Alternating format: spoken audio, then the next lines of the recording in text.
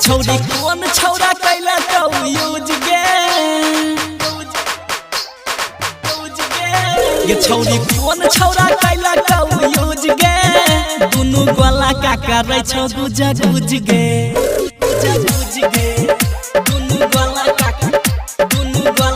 करे छौ गुज गुज गे पहले टाइट रहो भे गेलो लूज गे दुनु गला का करे छौ गुज गुज गे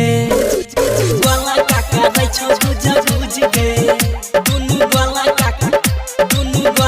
करे छौ गुज गुज गे।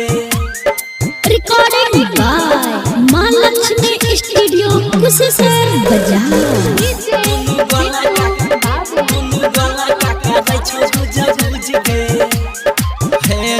कौन छौरा छौरी तोरा दोहनी कराला का अपना जवानी के रस भैर देलक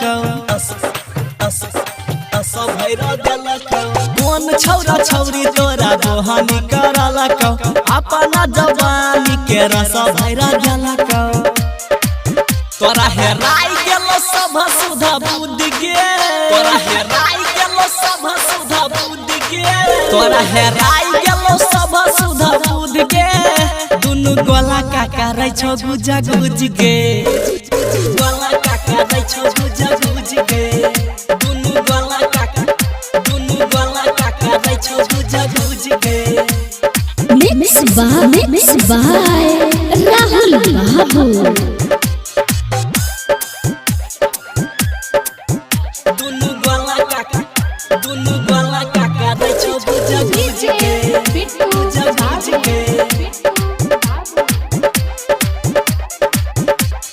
पहले रही कमयाब भे गेलो बम गए कैली कोना गलत काम क्या करा संग गे पहले रही कमयाब भे गेली बम गए कैली कोना गलत काम के करा संग गे पर मोते हाथ कहै छौ बात बुझ गे राइटर चंचल कहो बात बुझ गे दुनु गला का करे छौ गुज गुज गे गला का करे छौ गुज गुज गे